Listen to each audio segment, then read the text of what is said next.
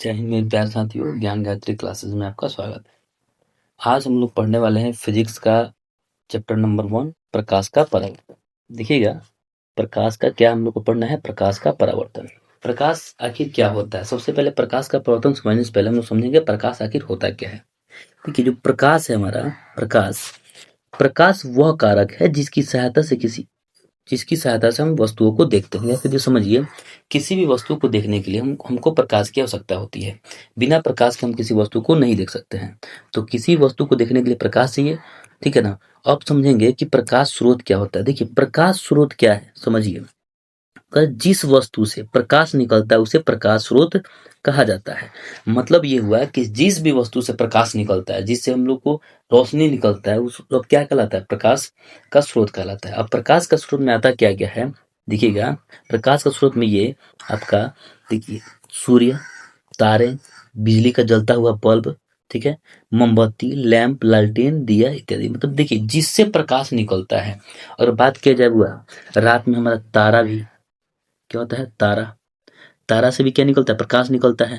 चाहे आपका चांद भी क्या है? रात में हमको प्रकाश निकलता है, उसे उसे हमको, देखिए, चांद के पास खुद का प्रकाश नहीं है, लेकिन फिर भी अगर रात की बात की जाए तो रात में चांदनी रातें होती है और मीठी मीठी बातें भी होती हैं, ठीक है। देखिए, तो क्या होता है कि चांद से प्रकाश आता है जिससे हम लोग किसी वस्तु को देख पाते हैं, ठीक है। आगे देखिएगा, कह रहा है प्रकाश जो है बुआ, प्रकाश क्या है? प्रकाश का कह रहा है, प्रकाश एक प्रकार का ऊर्जा है। प्रकाश एक प्रकार का ऊर्जा है, इससे हम लोग को ऊर्जा मिलता है। तो प्रकाश भी, जिस देखिए, प्रकाश ऊर्जा कैसे है समझिएगा।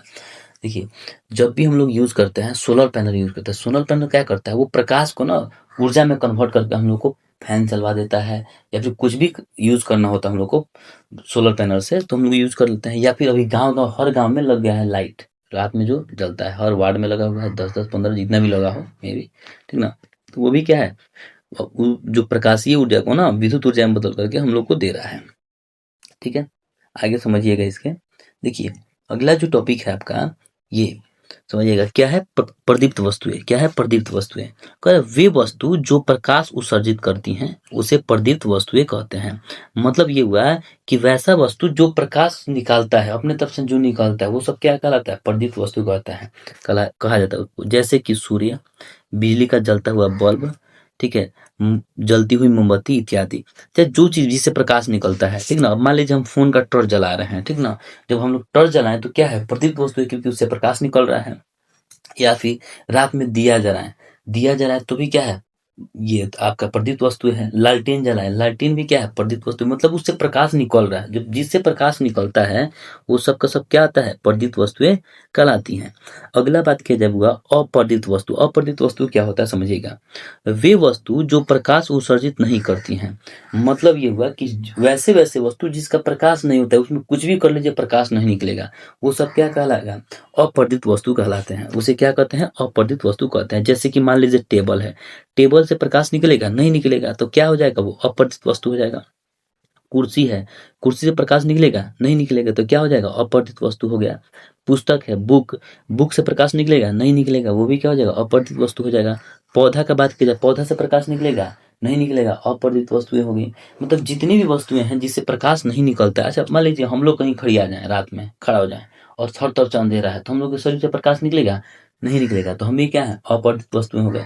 मतलब वैसे वे सारे वस्तुएं जिससे प्रकाश नहीं निकलता, वो सब क्या कहलाता है? अप्रदीप्त वस्तु कहलाता है, ठीक है। आगे देखिएगा इसको, अगला समझिएगा। यहाँ पे क्या है? प्रकाश किरण। क्या दिया है बुआ? प्रकाश किरण। देखिएगा, प्रकाश किरण क्या होता है। कर एक सरल रेखा में चलने वाली प्रकाश को प्रकाश किरण कहा जाता है। समझिएगा, यहाँ पे एक सरल रेखा, क्या लिखा है? एक सरल रेखा में चलने वाली प्रकाश की किरण को क्या कहते हैं हम लोग? प्रकाश किरण कहते हैं। देखिए, जो मान लीजिए यहाँ पे कोई एक टॉर्च है, यहाँ पे ये टॉर्च बना लीजिए, मान लीजिए हम एक टॉर्च बना लिए, ठीक है। एक टॉर्च हो गई है, और टॉर्च के यहाँ पे मुहैया से क्या हो रहा है? प्रकाश निकल रहा है। तो ये सरल रेखा सीधी रेखा में गमन करती है जी। प्रकाश हमेशा सीधी रेखा में गमन करती है, ठीक है। प्रकाश हमेशा सीधा रेखा में ही जाता है, तो सब क्या कहलाता है? वो सब किरण आरेख उसको कहते हैं। क्या कहते हैं हम लोग इसको? किरण आरेख कहते हैं, ठीक है। देखिए, प्रकाश क्या होता है? कहीं से टकरा करके या फिर किसी यांत्रिक चीज को लगा करके हमको प्रकाश का दिशा या फिर उसका कुछ भी बदल सकते हैं, ठीक है। समझिएगा आगे। प्रकाश किरण पुंज क्या कहलाता है और प्रकाश किरण पुंज कितने प्रकार के होते हैं? देखिएगा, प्रकाश किरण पुंज, ठीक ना, किरणों के समूह को प्रकाश किरण पुंज कहते हैं। जो किरण का समूह रहता है उसे हम लोग क्या कहते हैं? प्रकाश किरण पुंज कहते हैं। देखिएगा, किरण पुंज जो होता है वो 3 प्रकार का होता है। कौन-कौन सा होता है? एक होता है अपसारी किरण पुंज, ठीक है, दूसरा होता है समानांतर किरण पुंज और तीसरा होता है अभिसारी किरण पुंज। समझिएगा यहाँ पे, देखिएगा क्या होता है। अपसारी किरण पुंज में क्या होता है? किसी एक बिंदु से क्या होता है? किसी एक बिंदु से निकल कर फैलती चले जाने वाली जो भी प्रकाश होती है उसे हम लोग क्या कहते हैं? अपसारी किरण पुंज कहते हैं। और समानांतर किरण पुंज की बात की जाए तो इसका जो स्टार्टिंग पॉइंट हम लोग को नहीं पता होता है, लेकिन हमको दिखता क्या है? समानांतर, एकदम समान रेखा में आने वाली प्रकाश को जो किरणें होती हैं उसे हम क्या कहते हैं? समानांतर किरण पुंज कहते हैं। वही है, वह अगला है अभिसारी किरण पुंज। अभिसारी किरण पुंज क्या होता है?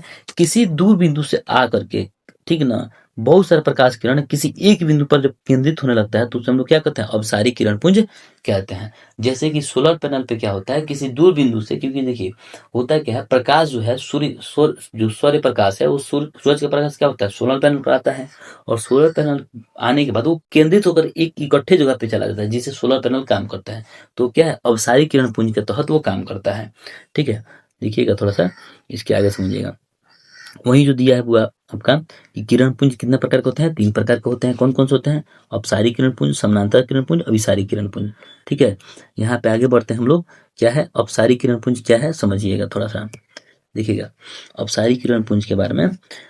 जब प्रकाश की किरणें एक बिंदु स्रोत से निकलकर फैलती चली जाती है, मतलब तो एक जगह से निकलेगा और क्या होगा? फैलते चला जाएगा, तो क्या कहलाता है वो? इस प्रकार के किरण पुंज को अपसारी किरण पुंज कहते हैं। जो तो हम देखिए किसी एक बिंदु से निकलेगा और निकल करके फैलते चला जाएगा, वो क्या कहलाएगा? वो आपका समानांतर किरण पुंज कहलाएगा। ठीक है, सॉरी कौन सा? अपसारी किरण पुंज कहलाएगा। उसके बाद से आता है आपका समानांतर किरण पुंज। जब प्रकाश की किरणें एक दूसरे के समानांतर होती है तो इस प्रकार की किरण पुंज को समानांतर किरण पुंज कहते हैं। देखिए जब प्रकाश का जो किरण होता है वो एक दूसरे का समानांतर होता है। मान लीजिए यहाँ से देखिए हम लोग को एक्चुअली में कोई समानांतर किरण पुंज होता ही नहीं है। होता क्या है कि दूर बिंदु से जब प्रकाश आता है तो हम लोग को दिखता नहीं है उसका स्रोत कि कहाँ से आ रहा है, तो हम लोग उसको समानांतर किरण पुंज के रूप में रख लेते हैं क्योंकि हमको पता ही नहीं है कहाँ से आ रहा है वो।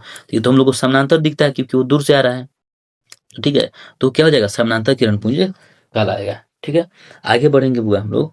ठीक है, आगे देखिएगा यहाँ पे आपका है ये अभिसारी किरण पुंज। ठीक है, देखिएगा देखिएगा बुआ क्या है आपका अभिसारी किरण पुंज। अभिसारी किरण पुंज क्या होता है? जब प्रकाश की किरणें एक बिंदु पर आकर मिलती है, इस प्रकार की किरण पुंज को अभिसारी किरण पुंज कहते हैं।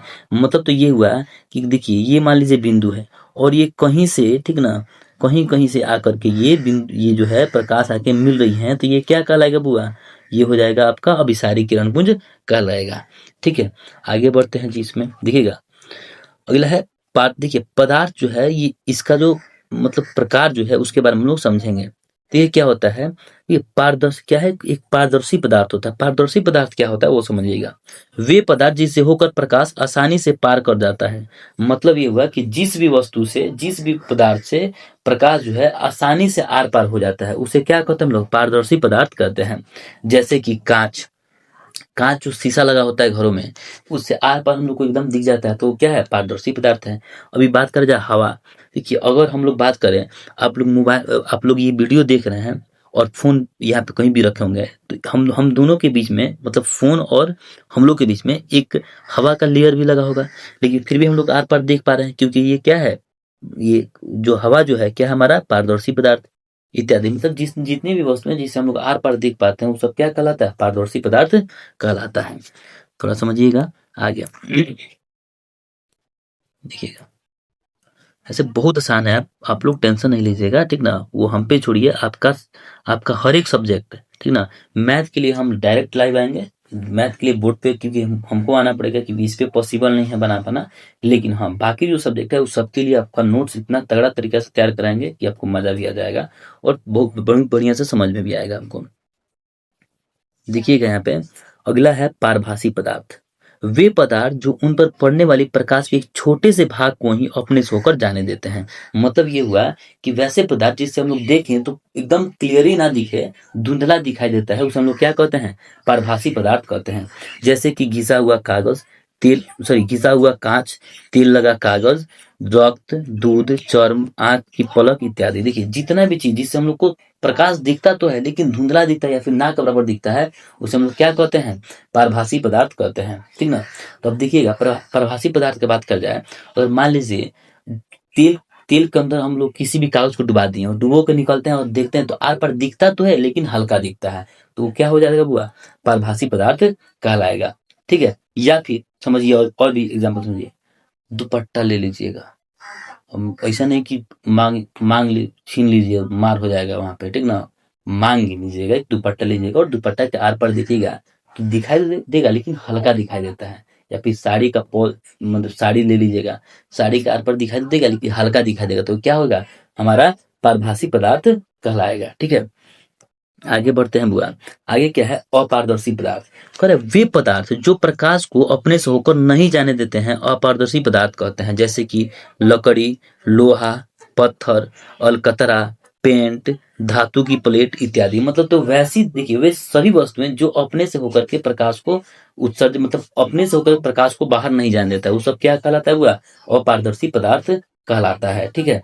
तो देखिए अपारदर्शी पदार्थ के बारे में भी समझ गए। अब मान लीजिए हमारा आपका जो फोन है, फोन के नीचे कुछ दिख रहा है, नहीं दिख रहा है, तो क्या है? अपारदर्शी पदार्थ कहलाएगा, ठीक है।